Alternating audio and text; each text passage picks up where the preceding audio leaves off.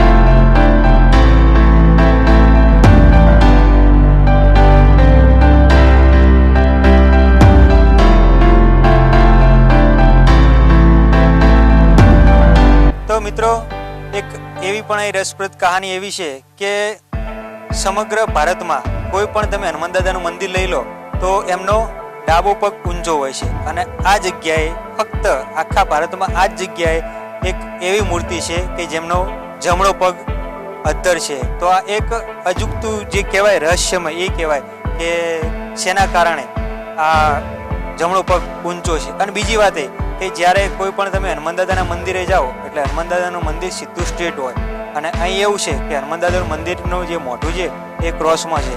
તો કહેવાય છે કે પૌરાણિક જે ગામ હતું એ ગામમાં કંઈક આહેરો સમય નહોતું, એ વખતે શું પ્રતિષ્ઠા કરી હતી એ કોઈને ખ્યાલ નથી, કે જેના કારણે મંદિરનું મોઢું આ રીતે છે।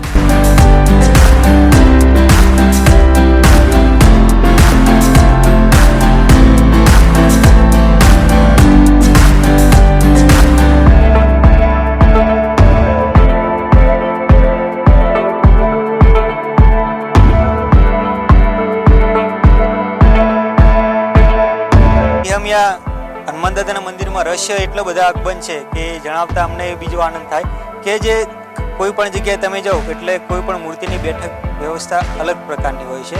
અહીં જે બેઠક વ્યવસ્થા છે એ નથી કોઈ સિમેન્ટ કે નથી ચૂનામાં. અહીં ફક્ત જે બેઠક વ્યવસ્થા છે એ જે આપણે લાખ આવે, એક પદાર્થ આવે છે લાખનો, જેને ગરમ કરીએ પછી એને સ્ટેમ્પમાં કે આપણે કોઈ સીલ મારવામાં ઉપયોગ થાય. એ લાખની જે કહેવાય સપાટી, એ લાખની સપાટી ઉપર અહીં હનુમાન દાદાની બેઠક વ્યવસ્થા કરેલી છે, જે એક જાતનો અજુગતી વસ્તુ કહેવાય કે લાખના ઉપર જે હનુમાન દાદાની બેઠક વ્યવસ્થા છે. તો તમે મિત્રો વિચારી શકો છો કે કેટલા વર્ષ જૂની આ મૂર્તિ હશે અને કેટલા વર્ષ જૂનું આ મૂર્તિનું પ્રતિષ્ઠા કરેલી હશે.